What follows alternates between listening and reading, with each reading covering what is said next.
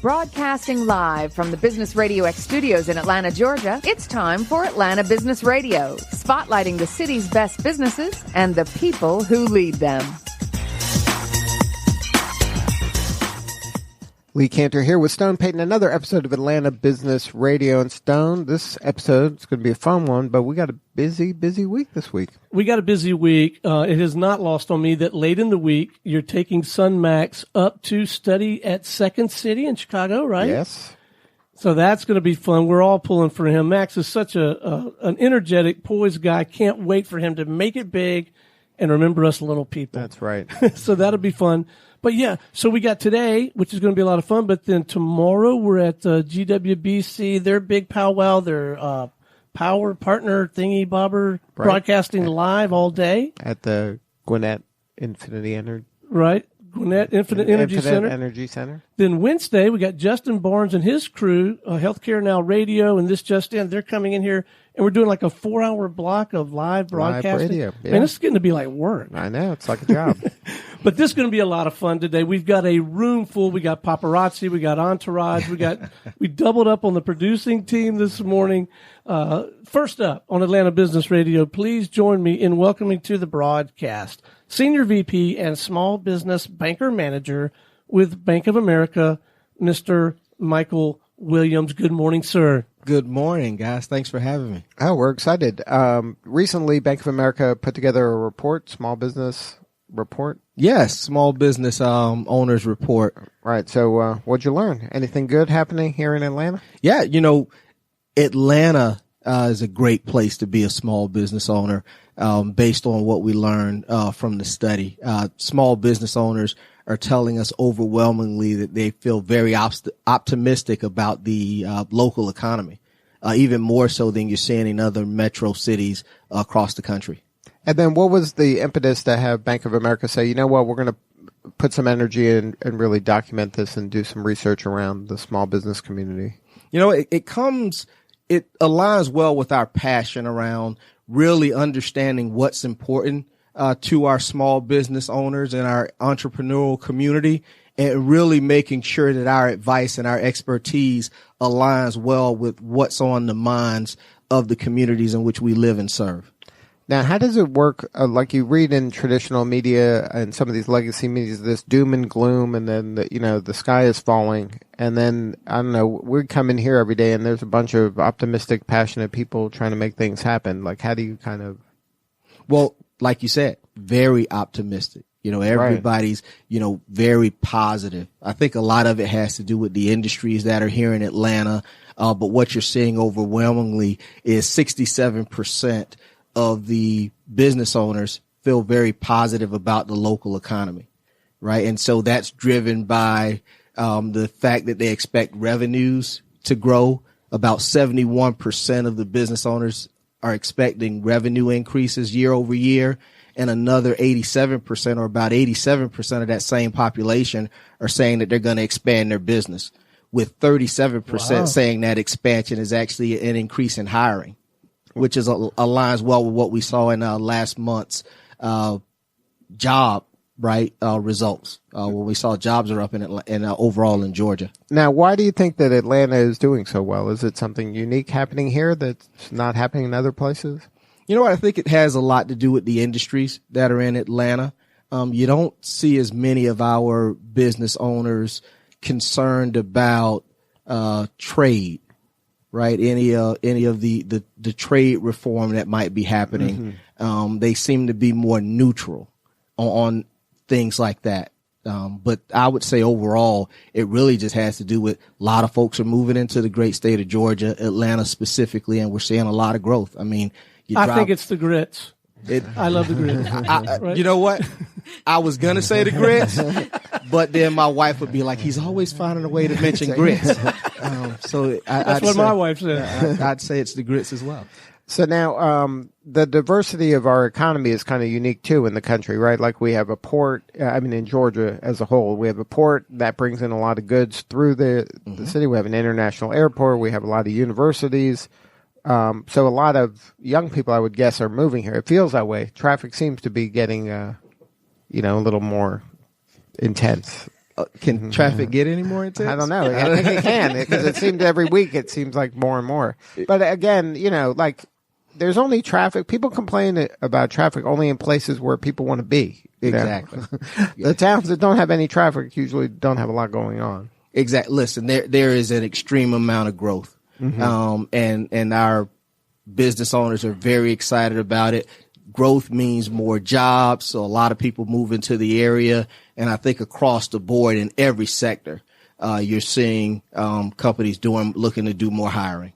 Now, from a Bank of America standpoint, like, how do you guys serve the community? Like, I know there's branches everywhere, but like, what are you doing kind of day to day to help the entrepreneur and the small business person be successful? You know what? At the end of the day, we understand that our small business owners are the heartbeat, right? They're pretty much the lifeblood of our communities.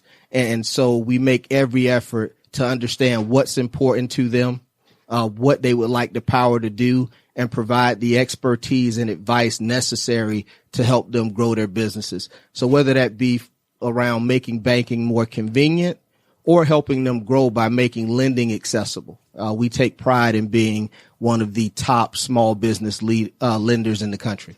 So now walk me through like a small business. We have small business people here in this room right now. What would a relationship with a banker be like? Like before the couple in here started their business, should they have gone out and met a bunch of bankers? Like what would you recommend an entrepreneur or small business person do in order to kind of have a good relationship with a banker? Everything is about making a connection, right? And so you want to find someone, a company that you can trust, someone who can provide you great advice, but that starts with listening to you, understanding what your life and business priorities are. Like I said, what would you like the power to do? And you want someone who could truly understand that and help you come up with a plan. And I always think it's great to deal with a company or individual that's able to grow with you. So as you grow, they can be a part of that growth. And that's one of the things that we take pride in at Bank of America, right? So whether it's a startup or, one of the largest and biggest and best in Atlanta, we can meet you where you are and help you on that journey. And then, so what do those initial conversations look like? Like say I'm a startup, maybe I just got, laid off at a job and I'm going to start a franchise or something. And so now I've never done that before. So I'm going to call a banker to have a conversation. Look, I have this much money in my 401k. How do I get a loan to get this going? Like, what do those initial conversations look like? You know what? It would really depend on the industry. It depends on the industry. It depends on the person's background. It may mean bringing a team of specialists to the table. You talked about, sometimes folks are leveraging their investments, leveraging their retirement plans. It's really understanding where you are on that journey and making sure that you're making the optimal decision, right? Because a lot of times when you're starting a business, you're using your own credit. Right. You're leveraging your personal credit. I'm my bank. Exactly. Right. And so we want to help you kind of start to build your business credit. And your, business financial so that you aren't always leveraging or not having to as much leverage your personal assets. So there are a lot of different avenues, and I think it's a case by case, but really sitting down with someone, having that conversation, understanding not only where they are, but where they want to be in the next 12 months, 3 years, 5 years out, and coming up with a plan together. And I will tell you, for us, the client, the customer, is the driver of that. So then the customer sits down with, do I have a dedicated person that's my person? Yes. So I have a banker that's I can call. Exactly. You will have a banker, and where it needs to be a team of specialists that can support you throughout the process. And then, so is it reasonable to, like, what's a reasonable expectation? Is it somebody that I just give financials to and then they say, okay, I can give you a loan for X and that's my relationship? Or is it like, look, I have a question. I need a lawyer. Do you know a lawyer? Like, is it appropriate to ask the banker for resources? Like, what does the relationship look like? Is it? I will tell you that our bankers, right, we're all a part of the community, just like each and every one of you. And so we all do business with people we trust, and we keep our internal Rolodex. Right now you can't you wouldn't come in and say, hey, Michael, you recommend who should I use for my CPA, right? But we may have a list of folks, a couple folks that we, know of in the community, that we may be able to help you leverage. But ideally, it ultimately comes back to what does that customer need? You asked about, lending, right? Exactly what are we looking to accomplish? If it's a startup, the first part is going to be, let's make sure that you have, registered your company appropriately. Let's make sure that we have you in the right accounts for daily money management, right? Before you could probably get to that lending piece, I'm sure our business owners here today will tell you that the first part of is that daily money management as well, right? How do you make sure you can keep the lights on and right. things of that nature? And then you have tools that can help me, like a dashboard that helps me see some of the financial information that I need. Oh, of course, we have a buffet of solutions that allows you to really not only determine where you are, but map out where you're going. It's whether it be educational or, like I said, working with someone one-on-one to develop that plan. So now that's helping me with my day-to-day operations of my business. I have a resource. And people use the word trusted advisor a lot. The banker should be part of my trusted advisor team, right? Yes, exactly. You definitely want someone in what I call that inner circle, right? Mm-hmm. That inner circle of advisors, kind of your go-to people, right? They aren't folks who will just tell you yes. They really help you not only think about your plan, but then go out and execute it. So now the entrepreneurs out there and they're battling, is it are you kind of keeping them up to date with, like you guys, Bank of America put together this report of small business, trends and things like that? Is that something you share? Like that's something that you're like, hey, be on the lookout. This is happening here in town. Heads up, this might be an opportunity for your business. Yeah, I would tell you. So for instance, if I'm thinking about the report and it shows me that most business owners are expecting to apply for a loan over the next 12 months. Over 50% are saying they're going to need some additional capital infusion into their business. Then it might prompt me, right, to ask questions about your plans around growth. And then, how are you looking to finance that growth? What's the impact of not doing it, right, for 6 months, right? And then how do we go ahead and make it happen sooner so that you don't have as much gap in your business? And so that was one of the things that was interesting about the survey, that not only are our business owners, small business owners here in Atlanta saying that they're going to grow their business, but they are looking for additional lending opportunities. And like I said, really excited about the fact that, over a third of them say that they're also going to be expanding their team. So hiring more individuals. So they're optimistic, but what do they stay up at night and worry about in general? What are some of the biggest challenges on their minds, you think? You know what? There are two concerns that stood out in the survey. One was the political environment. This was the first year that we actually asked a question about the political environment. And not to get into too much detail on it, but just overall, the political environment was the number one concern, followed closely by the cost of health care. Over the last couple of years, the cost of health care has been number one. This spring, it was a close second. And then that goes to I guess most entrepreneurs, their fear is uncertainty, like Yes. things they can't control. Exactly. It's what keeps them up at night, right? Exactly. Now, are there things, because so much of the work nowadays is online, do you have solutions online, or are there things that you can help a small business person, protect themselves with? Because there's a lot of online kind of fraud and. Exactly. You know what? So first off, Bank of America is a leader in our digital technology. And so, we definitely look to secure our clients' information.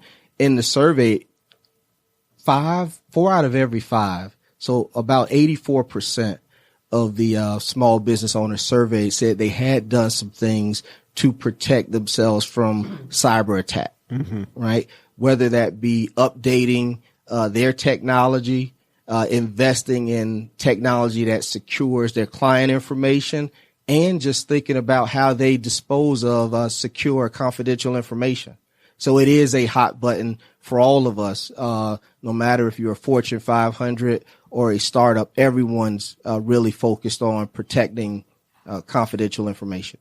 Now, do you have any recommendations for that small business person? Is it something that they should like to reach out to a banker to have a conversation, just to have a conversation, right? Just to, proactively.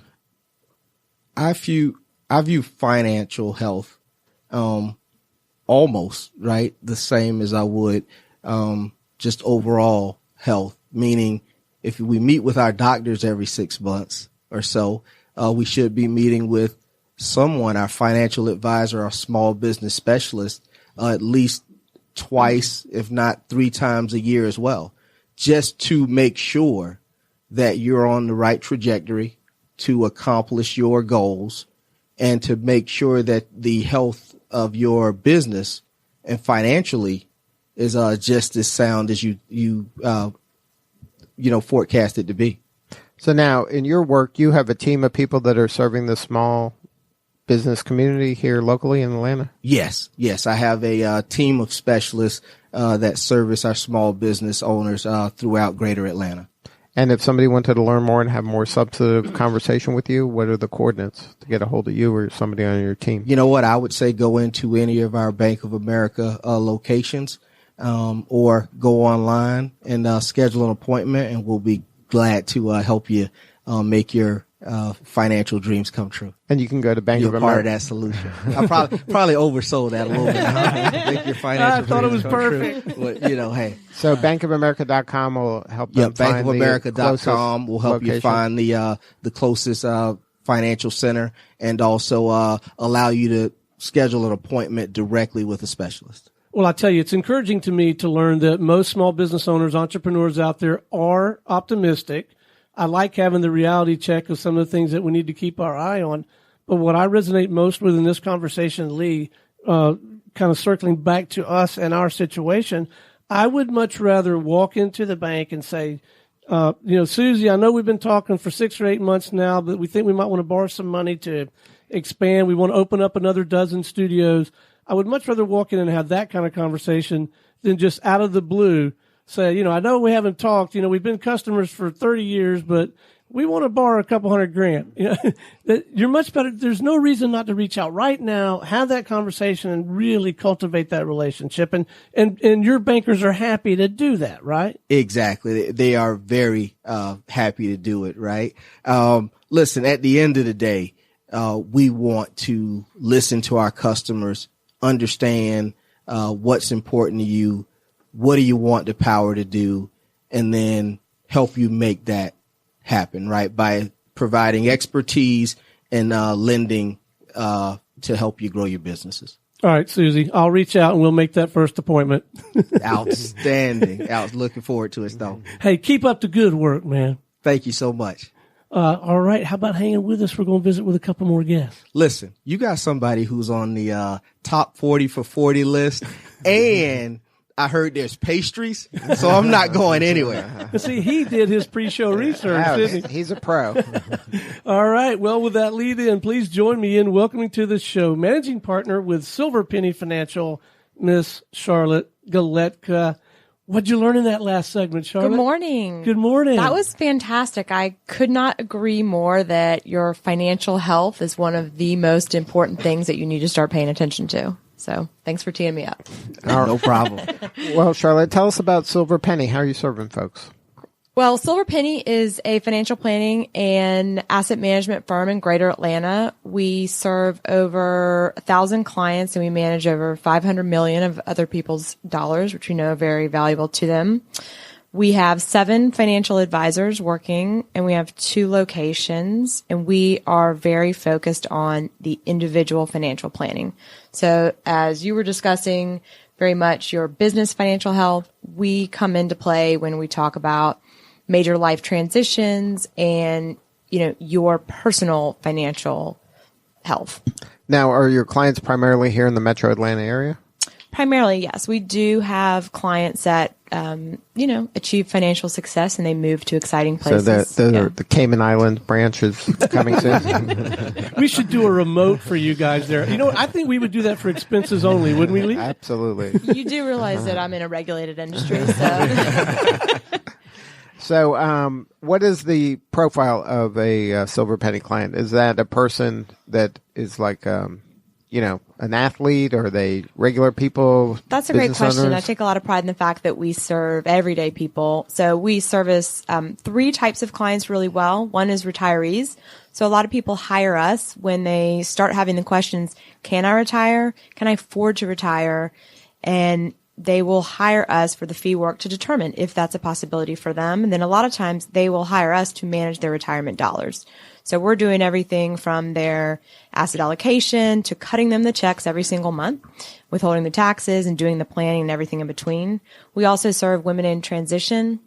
A lot of times a female becomes in control of her finances unexpectedly through becoming a widow or also through a divorce. And that might not be a role that she has previously played.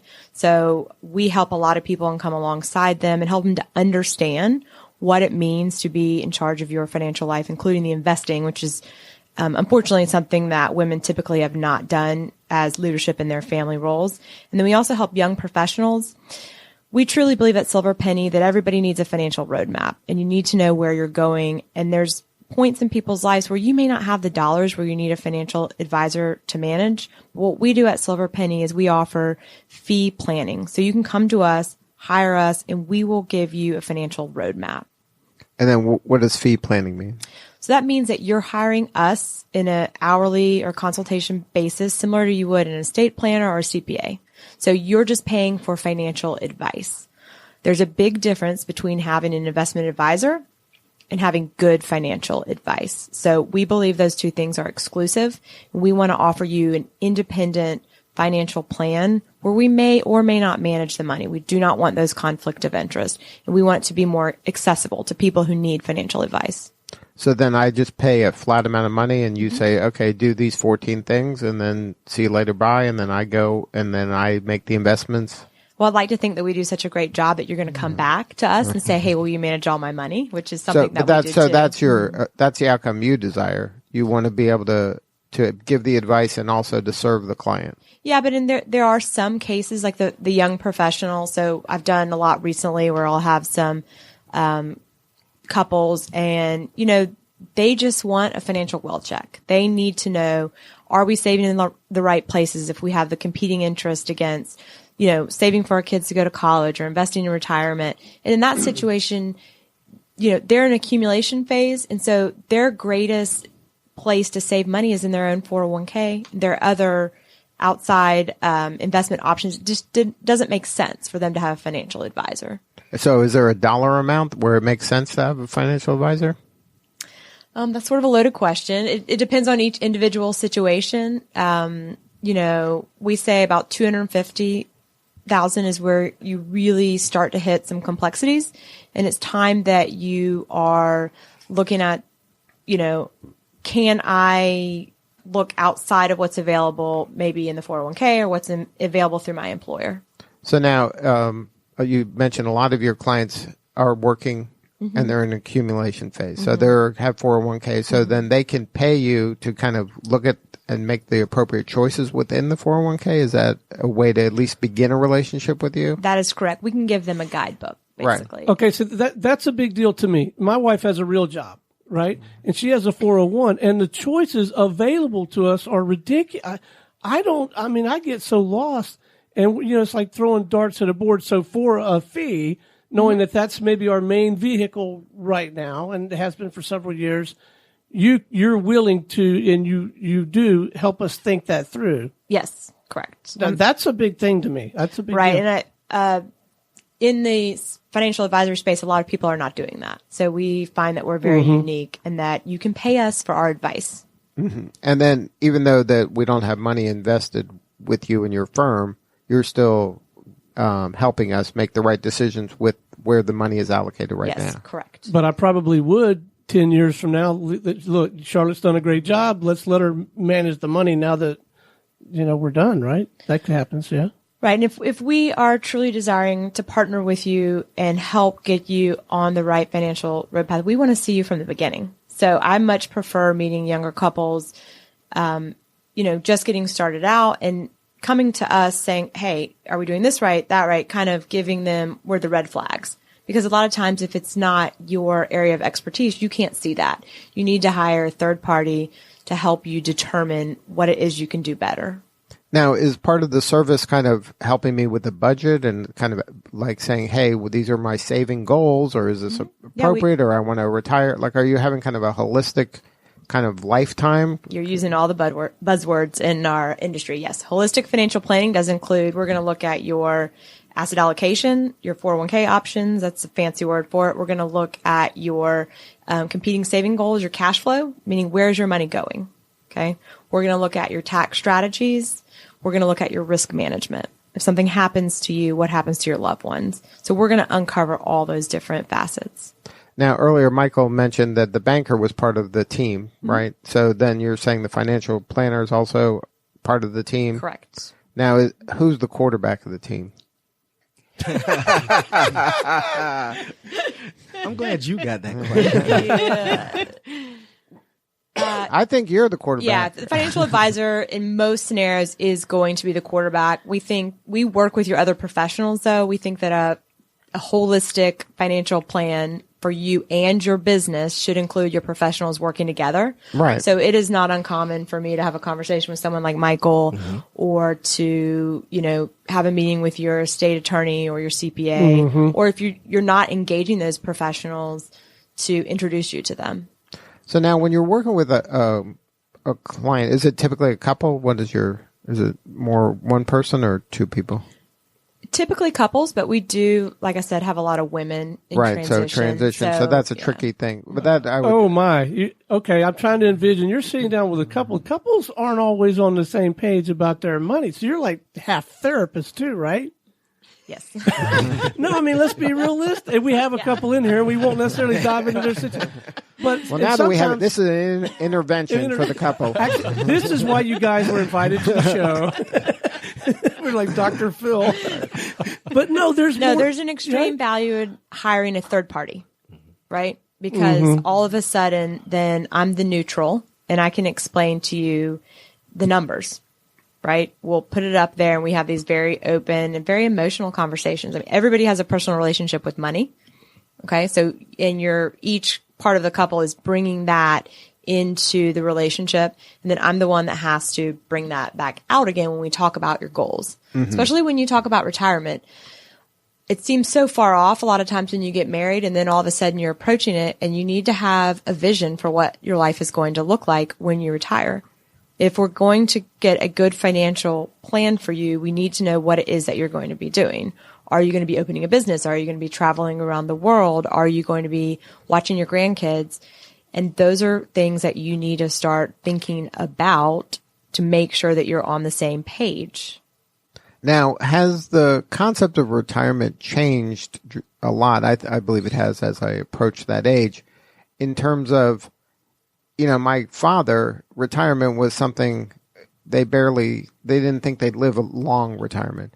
Now people our age, people are retiring at like 50. They could live 40 more, like they could retire more than they worked. Yes, this is something That's new, right? I'm glad you mentioned that because this is something that people don't realize. I've had clients tell me several times, oh, well, I'm not going to live past 80. I said, well, that's great, but I had a 94-year-old come into my office last week. Right. So I can't have you telling me that if you're going to hire me to be your financial advisor. Yes, if you retire, and that's one thing that we have to show you what it's going to look like. If you choose to retire at 50, and you're going to live to 90, that's an extreme amount of time that your money has to last. Right. So longevity in this country is something that people are not prepared for. So now the strategies that might have made sense, 30 years ago even, may not make as much sense. Maybe now when you're of retirement age, quote unquote, it's time to start thinking of maybe I have to invest in a business, or I have to do things that are more kind of create additional revenue streams as I get older. I can't count on the government money to be enough to kind of sustain me. Yeah, this is accurate. And this is why you need to take a look at the entire picture to see if, the conventional wisdom is going to serve you going forward, right? So we have to match that with the unknown along with your plans. And then maybe in some instances, you have to think about things a little differently. If you think about how retirement has evolved, it used to be you work for the same company for 30 years, you got a pension, you got Social Security, and you live 12 years if you were lucky. Right. Okay. Now you have to accumulate a majority of your retirement resources on your own. So you really have to think about from day one when you start working, what am I going to do if I want to retire one day? And things change, right? And the financial world gets complicated. Your life gets complicated. So retirement today looks very different than it ever has before. And the complexities are greater than they ever have been. And so you really need a professional to help guide you through these situations. And we've even seen, several different phases in retirement, right? So you might be fully retired for a few years. Then you might go back to work for a few years. Then you might own a business. It just looks very different today. Right. So, historically. Like I'm sure historically financial advisors weren't recommending you might want to buy a business, right? Like it was always invest in this stocks, bonds, some combination of that. Now owning a business is part of that portfolio nowadays for some people. For some people. Mm-hmm. Right. So you don't agree that you think they shouldn't do something like that? Well, each situation is unique and different. So it's tough to give, financial advice kind of in a generalization like that. But we are seeing things that we have never seen before. Like what? Like, starting second careers at different ages, right? Rental income. I'm getting a big head nod over here. Some from people, Lisa. She's pegged us. some people are using rental income. That was not historically part of retirement. That is something now. I mean, the number one thing is your own personal savings. So that is still new and shocking to a lot of people. They have to spend 30 years accumulating money, and then the concept of decumulating that pile of money is really challenging for a lot of people. Especially with, like we talked about earlier, with when there's uncertainty, then that brings anxiety. And people don't know how long they're going to live, so that's uncertain. You don't know what your health situation is going to be. And then you throw in complexity of with their parents living longer, you got to deal with parents and you got to deal with kids. I mean, that's a lot of variables that you're kind of playing around with. Is there some low-hanging fruit, just, no-brainers for young people that, never do this or always do that kind of stuff? Is there any of that, just some basic stuff that maybe they should be doing? I would say my number one advice to young people is save early, save often, and save as much as you can. You just never know what you're going to need it for. And also don't be afraid if you don't fully understand all the investments in your 401k, right? Do not let the lack of knowledge paralyze you from investing, because investing doesn't need to be as complicated as my industry likes to make it. Just get started. Invest in something. Find an index fund inside your 401k and put your money in it. And the time value of that money, if you're 20, 25 years old, the time value of that money is extraordinary, I think, beyond what most of us, at least I would have ever realized at that age. Right. And it's tough now because you're getting financial news everywhere all the time. You're getting inundated with it. And it's easy to let fear creep in and prevent you from making these initial investment decisions, which are so critical to your future. And especially you see headlines of these new things popping up like cryptocurrencies or like these kind of strange investments you've never heard of before. And then they seem to be doing really well. And you feel like you're missing out. And this is where having a financial advisor can kind of give you some reality check. Yes. Now, let's talk a little bit about that woman that's in transition. Must be a very scary place for a lot of these women that, they weren't involved in the financial process, and all of a sudden now they have to be involved. It's not a nice to have. This is now a must have. I have to do this now. How do you help them through that? Yeah, so that's a really tough place to be. And Fidelity recently ran a study. Only 9% of women believe that they can invest as well as men. We're also, as an industry, aware of something now called the wealth gap. So historically, we are all familiar with the wage gap, that women earn slightly less than men, but the wealth gap is the amount of assets that you have that you can utilize towards retirement, things as such. So, the statistics back up the fact that that has not been a priority for women. That has not been something that they've been in charge of. In a lot of situations, somebody else has always done that for them, be it their husband, their brother, their father. They've always had somebody else in their life that's taken the investing lead. So it can become extremely overwhelming and daunting to do that. And we really want, when they come to us, to let them know, like, that's okay. We want to remove the shame that's associated with that. No matter where you are in your life, let's get started. And we're really going to educate you and empower you to feel in control of the situation. So we're going to serve as your coach and not just a talking head that's going to tell you what to do. In those situations, there's going to be a lot more meetings, and it's going to be a slower process, but we really want to help them feel confident on that journey and that change. So a lot of your time is spent educating? Correct. Mm-hmm. And then what is is it shame? Is it fear? They don't want to make a mistake? What is kind of at the heart of this? That is hard to pinpoint. In my personal experience, I think there's a lot of shame, sort of embarrassment that they don't know, right? So if you walk into my door and you're 60 years old and you say, I've never done this before, this is scary, my husband always did this and now he's not here.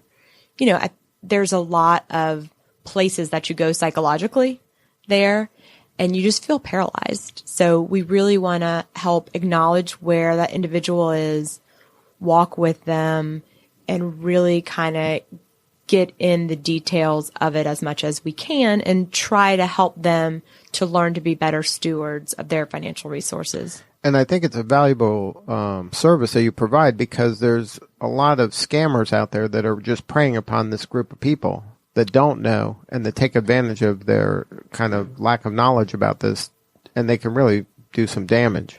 Yeah, and that's an unfortunate.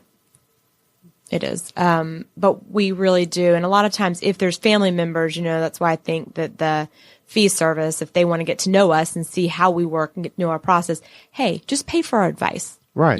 That's independent of us managing the money. Let's get you on the right track and figure out what's going to work for you. They get to know us, our advisors in our firm, and then they can determine if that's going to be a good match for the money management going forward. Right. And then when they do this advisory fee service, is that an annual thing? Is it quarterly? What is the kind of rhythm of that? Right. So when we're managing your money, there is an annual fee, which is assessed quarterly, and it's very transparent, comes off your account, so you see how much you're paying us. Mm-hmm. And then, but if they're doing I'm going to pay you X number of dollars, that's just whenever they use you, then they pay that fee. Mm-hmm. Correct. And what's the rhythm do you recommend those meetings happen? I think the financial check-in should happen annually, where we're doing the plan. Now, it takes 2 to 3 meetings to construct that financial plan, right? Because we're getting together, we're getting to know you. So that's the initial one to kind of get the lay of the land. Right. And then after that, we like to check in with you at least annually. The young professionals, they're very busy. So if we can take the time initially to set the groundwork, get a good plan, get all of the data and kind of the projections, then we can check in a year from now. How are we on track for these various cash flow projections that we've given you? Do we need to make any adjustments?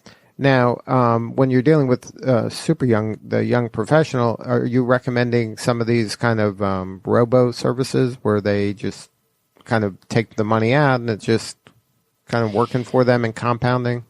It depends on each individual situation. Again, so it's hard for me to give blanket. I've seen them inside of 401ks do great asset allocations, right? Mm-hmm. And then outside, it just depends on the starting point. So if you're just getting started from zero, you might not need that. Mm-hmm. If you have begun to accumulate some assets and you're ready for something, but maybe you're not ready for a full-fledged financial advisor, then that's a good intermediary option for you. And then when you're working with the young people, are they usually the children of your existing clients, or are these young people coming you off the streets? Well, okay. See, I'm fascinated by this. How does a financial advisor get a new client? Because sitting here listening to you over the last 10 or 15 minutes, I have tremendous confidence in you. You exude credibility. You're knowledgeable. You're thoughtful in your responses. I I believe you would take care of my mom if she walked in and dad died. I believe, but I've also hung out with you for 15 or 20 minutes. I don't know that you get to do that out in the marketplace. I'm fascinated at how a financial advisor gets a new client. It's got to be a very different sales and marketing process, yeah?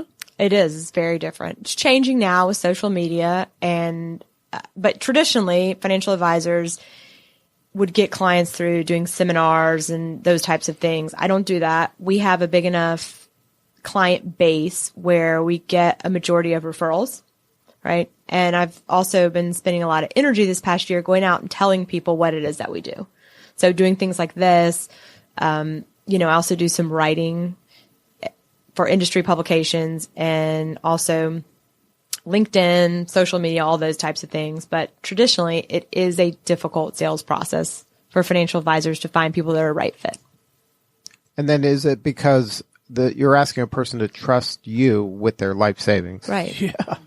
Yeah. Right? So that doesn't happen, in an hour. You want to try me? Because What's your personal best in amount of time from meeting someone to getting their life savings?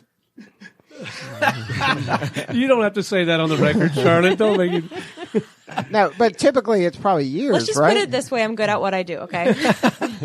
But is it typically, what's the average then for the industry? Is it years? You got to build that a relationship right? over a year or two? I mean, it can't be something that I meet you and then I just cut you a check. You would be surprised. Really? Would be surprised. It depends on what it is you're looking for, right? Some people have just reached a point where they have interviewed several professionals. They meet you.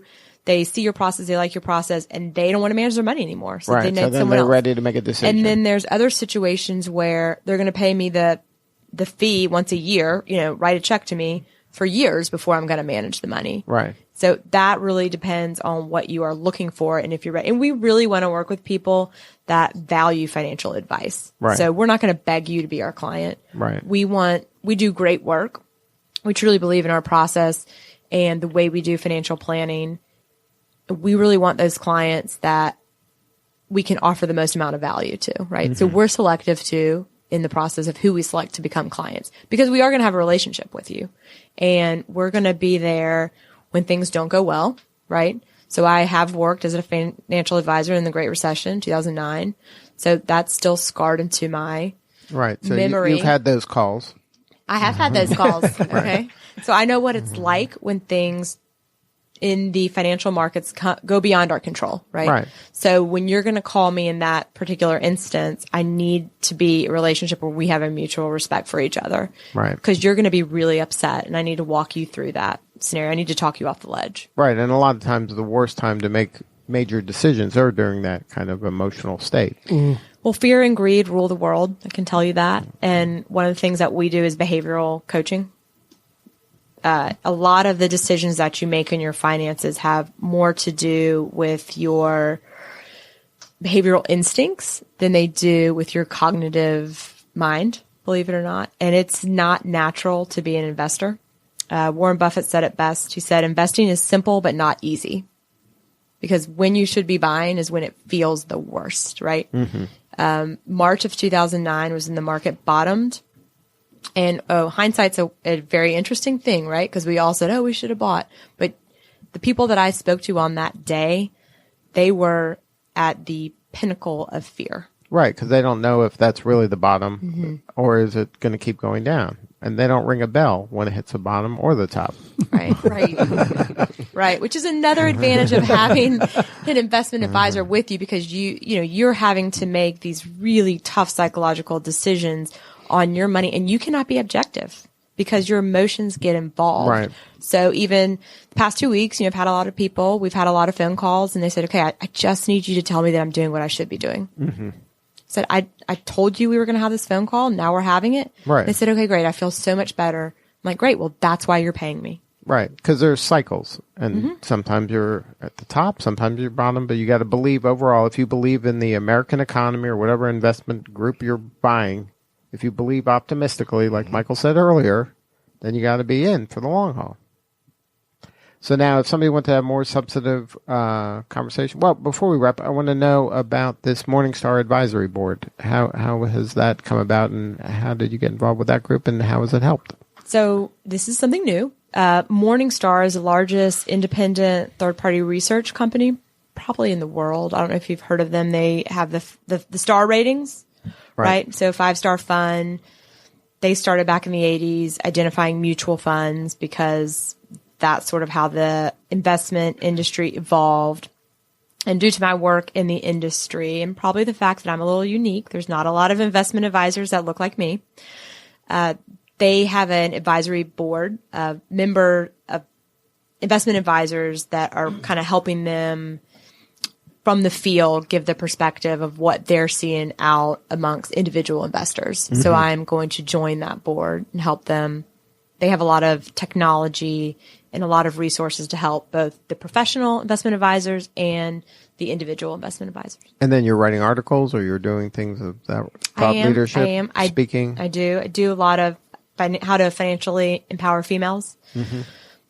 Because like I mentioned earlier, there is a gap there. And so I realize that in order to improve that, I've got to get out there because there's very few people, like I said, that are females in this industry. And so I need to encourage the young females to get started. That's true. There's not as many female advisors? 16%. 16? You're kidding me. Wow, I did not know that.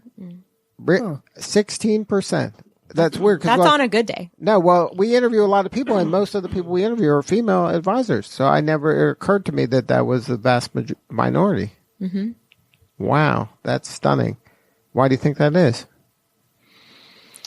Lots of reasons. The finance industry has typically not been a very female-friendly place. Even if you look at the language, some of the terminology for investments, alpha, beta, it is a very male-dominated field. And there's also a new body of research that's kind of with the women's empowerment movement where we're starting to ask questions. Why is that? Why aren't females investing as much?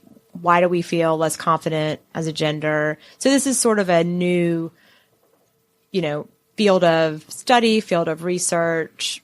But it's a difficult industry as a female because most of the financial decision makers are the men. Right. So for you to get started in this career when you're younger, you have to be able to communicate effectively to someone who's very different than you, that investments. Right. So they're just naturally not going to gravitate towards that. So now what's next for Silver Penny? Well, as Michael said, we're a small business. We're very optimistic. We're growing. We are accepting new clients. So we love what we do. We're very dedicated and passionate about serving the individual. And I'm very passionate about financial literacy. So I'm going to continue going to speak to local area schools. And we really want to move the needle and take the stigma away from talking about money. And if somebody wanted to learn more, website? silverpennyfinancial.com.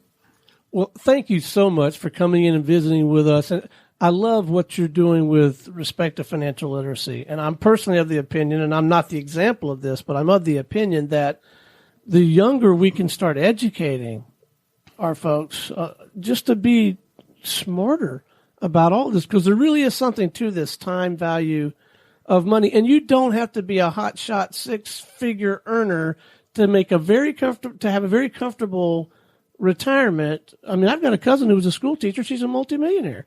And I think it's because she probably got connected with someone like you and really helped her think through her financial plan. It's that compounding thing, right? Compound interest is the 8th wonder of the world.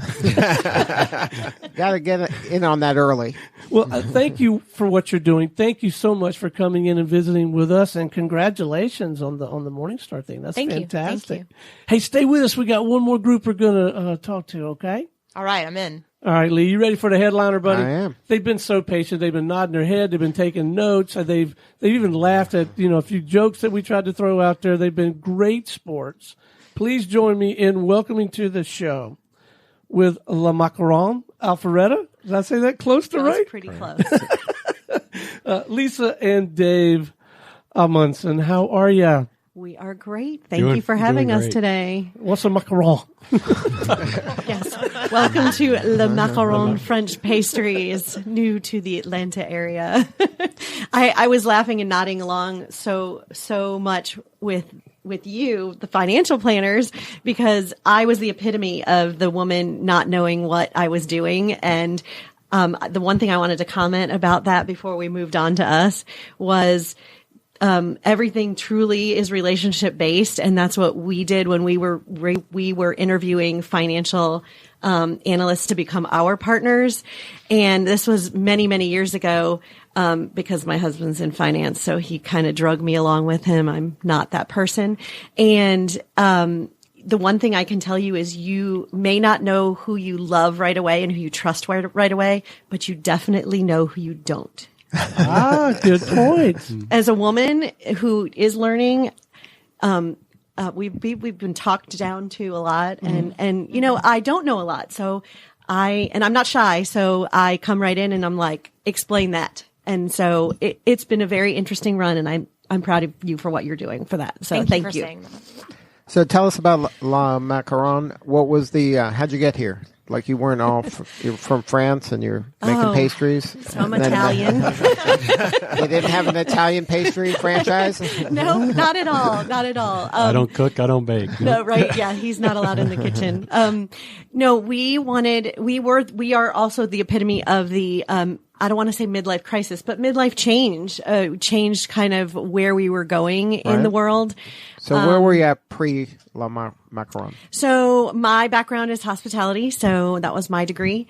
And, my husband was, in finance. Mm-hmm. And so he was part of a big reduction force after 23 years at a big company. Mm-hmm. So he kind of looked at me and said, I'm kind of done with corporate.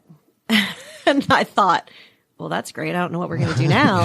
So, I currently work in the hospitality field, which is really, really nice. I love it. I've been, working with a company called Helms Briscoe for the last 15 years, and I work with meeting planners. So I've been blessed to be able to kind of, keep trucking along in my industry, which is kind of a rarity nowadays. Actually practicing in what you graduated in. So that's kind of fun. And so this was a really great transition for us. We wanted to be business owners for many years. We've talked about it. And so it was always back burner. It was a back burner. Future us one day will have our own business. You didn't know what it was. It could have been anything. Exactly. Could have been anything. What were some of the things that didn't make the cut? Well, first of all, I got hooked up with a outplacement service as a result of my reduction in force. So they told you what you were good at? Well, not quite like that, but in the course of the relationship there, I was introduced to a franchise consultant and actually went to a seminar that she was putting on. Mm-hmm. And like when Lisa and I have been talking in the past about owning a business, I mean, we were all over the place, and it was usually something around food service of some sort, and like good food, sweet food kind of stuff. But never having owned a business before, it's like, I don't know if it was just talk or not.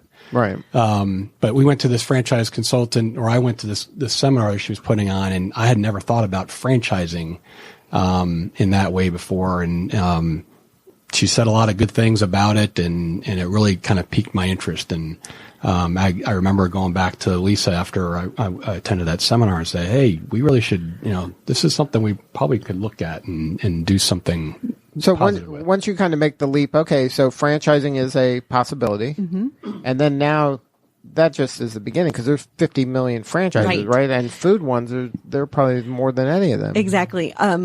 I'll tell you, the consultant was the key, because she really sat down with us, and being a married couple, the first questions were really, should you guys work together? Really? I mean, I don't want to be, I don't want to, right. I don't want to have to refer you to a divorce lawyer down the road kind of thing. So she did a lot of, questioning of what do we expect?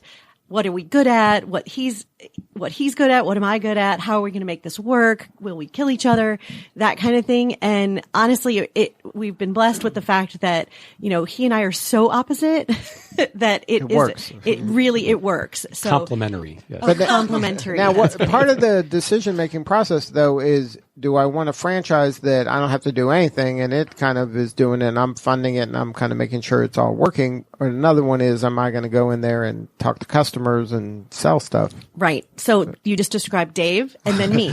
So Dave he was looking for something with lower risk because, again, he's the financial guy. That's his background. I wanted to sell happiness. I am totally about customer service. I'm a people pleaser and I want to make everybody in the whole world happy. Yeah, that's kind of hard to do. So, this really was a great fit for the both of us. It was a lower risk, opportunity being a franchise versus opening our own business starting from scratch. And then he researched more the business model and it was something he could swallow. So I think it was a good. I think we didn't want to be absentee owners. Right. I think we both want to be involved. You both wanted to be in there and kind of serve the community, meet the neighbors and things like that. Yeah. We don't want to be doing this 80 hours a week, but hopefully we'll be able to, once we get open and running and, get into some,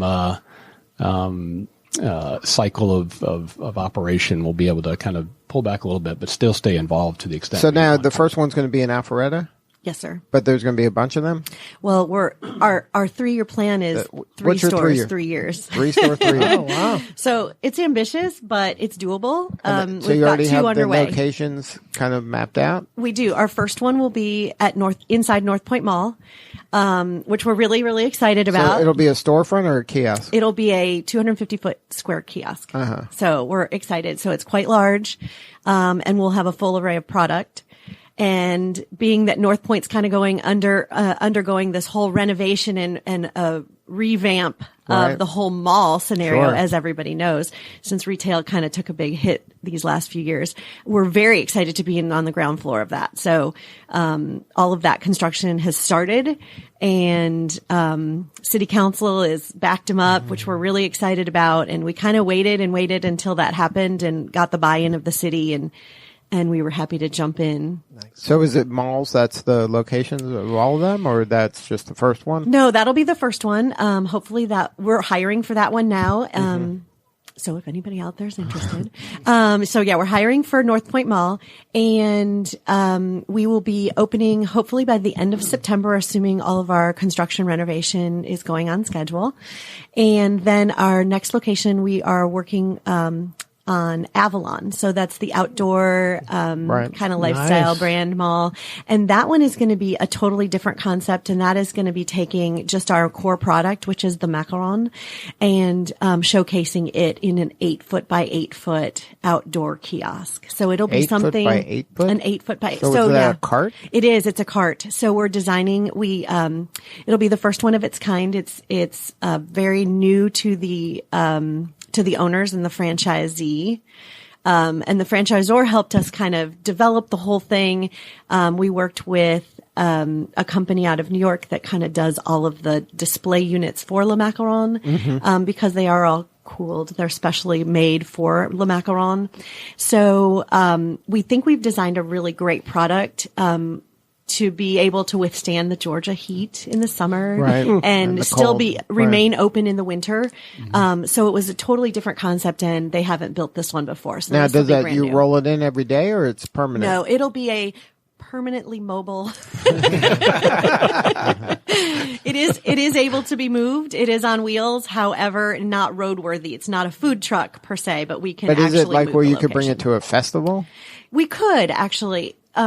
It's not as easy of a setup, so we kind of don't want to do that. We really want to find a home at Avalon, and we're excited about that as well. We'll have to figure that out once it's actually built and we actually start using it and see how easy it is to get around. Then, where are they baked?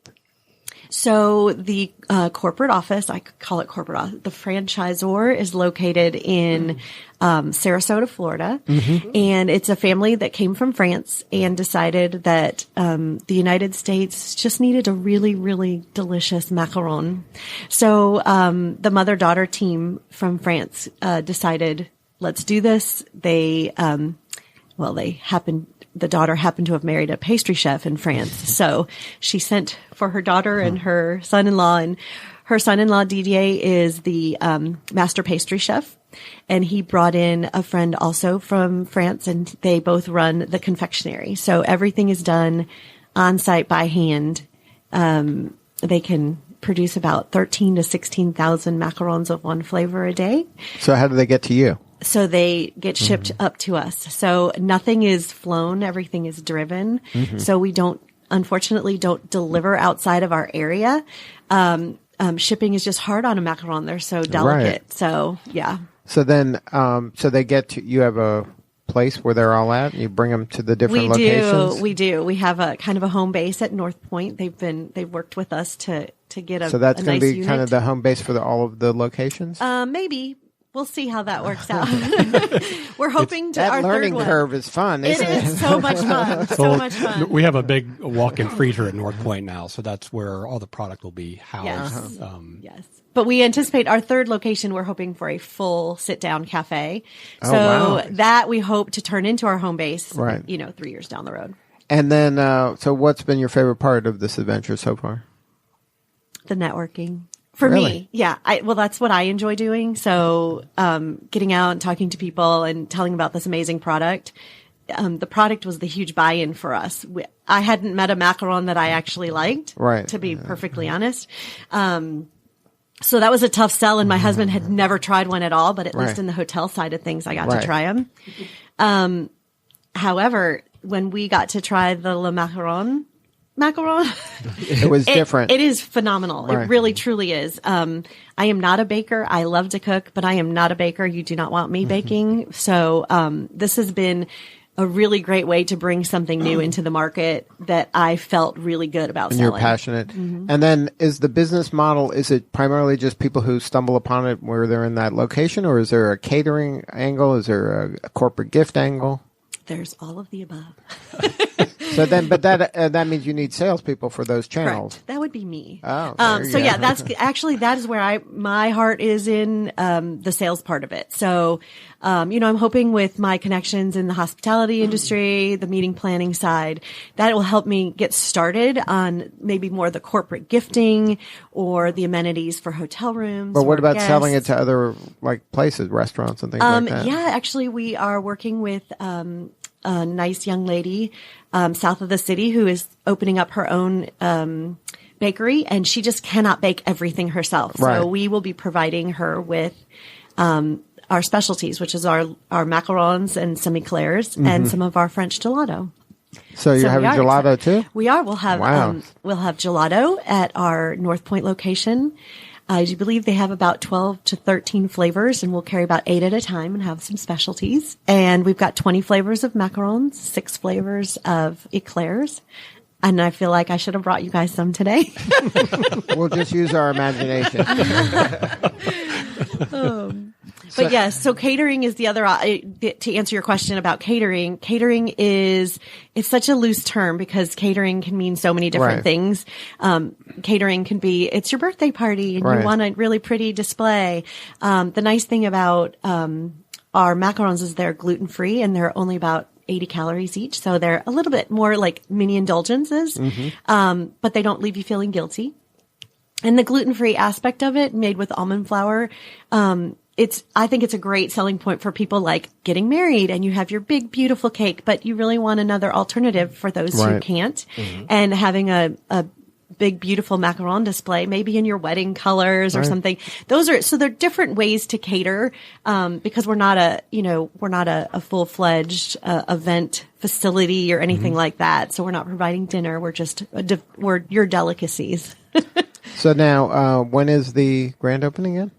Well, we're hoping. We're hoping for the third week of September. So All right, so we'll be it's only a getting more couple months. information. Yes, You're getting close. So now, do you have kind of a website or a landing page of some kind to get on a waiting list to the? Absolutely. You can follow us on Facebook and Instagram at Le Macaron Alpharetta. There's only one O in Le Macaron. i.e. the macaroon is the coconut with chocolate. This is not that. This is not that. So yeah, Le Macaron Alpharetta, Facebook and Instagram. And our main website is through the franchise, which is lemacaron-us.com. And then they can find all the locations. Absolutely. All the locations around the country. There's about 40 to 50. All right. Well, Lisa and Dave, thank you so much for sharing your story today. Thank you so much for having us. All right. This is Lee Cantor for Stone Payton. We will see you all next time on Atlanta Business Radio.